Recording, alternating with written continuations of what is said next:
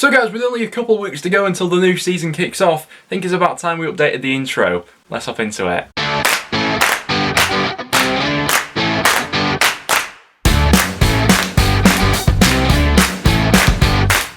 Guys, welcome back to another video on the channel. As always, we've got absolutely loads to go over in today's video. We've had a managerial departure since we last made one of these. We've had some massive incomings, and we've also got an abundance of championship transfer rumours to go over. As always, if you're going to enjoy, make sure to leave a like. If we could hit 400, that would be massively appreciated. Check out the Patreon as well. Link to that is down below. We've got loads going on there at the moment with fantasy football stuff and the prediction league heading into next season as well. But without any further ado, let's hop into this one. So let's start out by talking about the managerial departure, and that's that Steve Cooper has gone ahead and left Swansea after getting them to 2 consecutive top 6 finishes. Now, the timing of this one isn't exactly ideal for Swansea. Only a couple of weeks to go until the new season, and they're now scrambling around, first of all trying to put a squad together, and secondly looking for their new manager. Now, with Cooper, it did feel like this one had been a little bit long time coming, to be honest with you. You know, every managerial vacancy, Cooper's name was always put in there, and even seemingly without him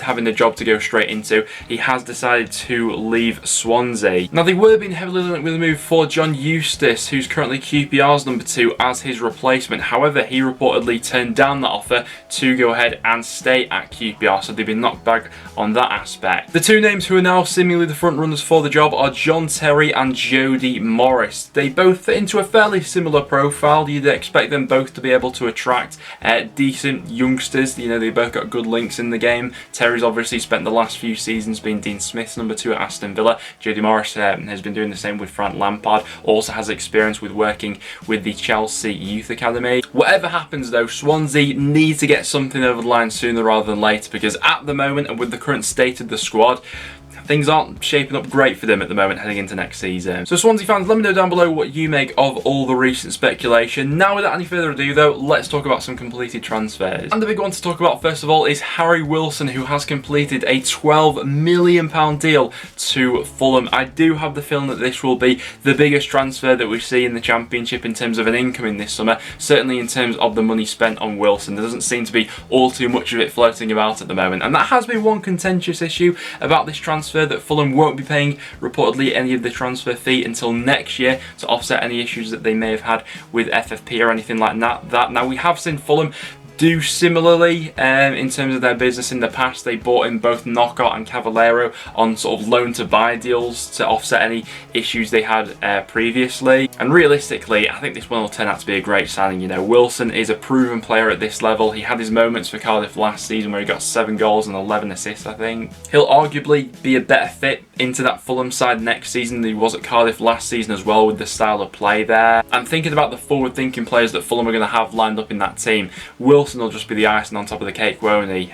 So yeah, at this point in time, Fulham putting down a very strong case for them being the front runners in the league, maybe. And Fulham also completed a deal for the former Spurs goalkeeper Paulo Gazzaniga. I didn't think that they'd be targeting the goalkeeper. I thought that they'd be fairly happy with Rodak coming in, sort of back into the frame and being their number 1. I thought he was fantastic in their last promotion, but this was once again an area which they were looking to strengthen, and they're not looking to stand still this season. They want promotion at the first time of asking. They've got 2 very competent goalkeepers who could each be first choice there for me now. Fulham are looking like the one to watch at the moment. One departure from Fulham that we have seen is Stefan Johansson, who has completed a 3-year deal at QPR after spending the second half of last season on loan there. Now, QPR and Mark Warburton are really assembling a strong looking squad heading into next season. Johansson was probably the one player who they had from last season who there was a few more sort of question marks over in terms of whether they get him back for next season or not. You know, there was a few more Championship clubs who were interested in him. There was also a conversation about whether Fulham would want to keep him heading into this next season, but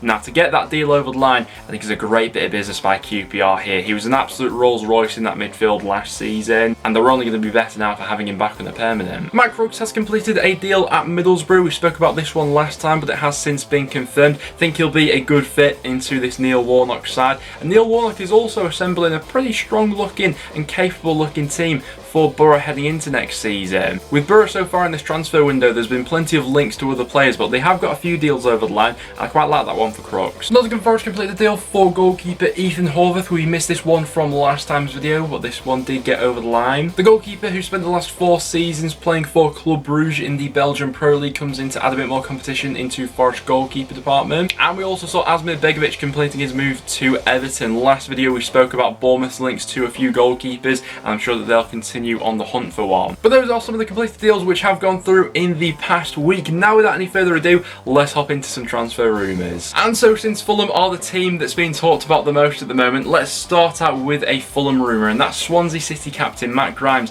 who is being linked with the move to Craven Cottage at this point in time. Now reportedly Grimes' impending departure was one of the reasons Cooper in the end wanted to step down. Swansea have seriously stripped back their squad so far compared to last season, and it looks like that could only continue to get worse if Grimes was to depart. Now from Fulham and what this arrival would mean, their midfield will be looking stacked going into next season. You know, they'd have Harrison, Reed, Grimes and Guisa, Kearney further up. It's a team that's filled with championship experience and top-end championship players at that. If this deal does get over the line, Fulham would have one of the best, if not the best, midfielders in the championship for me. Flamengo forward Rodrigo Muniz is currently been linked with a move to Craven Cottage as well, with Fulham reportedly having a loan bid turned down for the player, with Flamengo wanting a fee of around about £9 million up front. Now he has been linked to quite a few big clubs around world football. Atletico Madrid are another side who has been interested. Marco Silva obviously has a past record with working with Brazilian forwards, and the last one he worked with in Richarlison turned out pretty well. Next up we then go to Sheffield United, who are currently being linked with a loan move for Harvey Elliott. Now Sheffield United have been linked to a couple Liverpool players in this window so far. Ben Davies is another one that they're hopeful to get over the line, but Harvey Elliott would be a real difference maker for Sheffield United heading into next season. Now in years gone by, Sheffield United hasn't really been the place for sort of wingers to go in and thrive. You know, Callum Robinson made a move there from North End, didn't really seem to fit into the system or anything like that, but that was under Chris Wilder. Jukanovic is a completely different manager who will look to bring fresh ideas into this United side this season. At the moment it doesn't seem like they have all too much natural width in their system because of the personnel that's currently there at the club. So with the possible introduction of someone like a Harvey Elliott, maybe we will see them switching it up a little bit heading into next season. Now it still remains to be seen whether Liverpool would be willing to let Elliott go out on another loan deal, albeit another loan deal to the Championship. You know, he proved himself at Blackburn last season. Maybe they're looking to get him out to a Premier League club next season on loan. He's still incredibly young at only 18, but in that time he was one of the best players in the league last season. He scored 7 goals, got 11 assists, was one of the best creative outlets in the league. And with some of the strikers that Sheffield United currently have in their setup, a creative outlet like Harvey Elliott could really thrive there if they did get him in. My side, Preston North End, are still hopeful to get a deal over the line for Daniel Iverson on loan for this season. He has been featuring in pre-season matches recently for Leicester, but that's due to Danny Ward and Kasper Schmeichel not yet being back in the pre-season setup because they were at the Euros. So Preston are still hopeful to get this deal done. I think it would be a step in the right direction for us, you know, to have Iverson and Rudd there competing for that #1 spot next season. Rudd, don't get me wrong, there's nothing wrong with him, but Iverson is just a couple levels above. Adam Reach is currently available on a free transfer, and there is some Championship interest in the former Sheffield Wednesday wide man, with both West Brom and Blackburn Rovers being interested in him. Now, don't get me wrong, I'm never someone to go ahead and like write off a player or anything like that, but I think it's fair to say that over the last couple seasons at Sheffield Wednesday, he's definitely not been the same player he used to be. Now, I am also of the mindset that in a different environment, a player is more than capable of turning their career around. You know, I've seen it at North End firsthand countless times when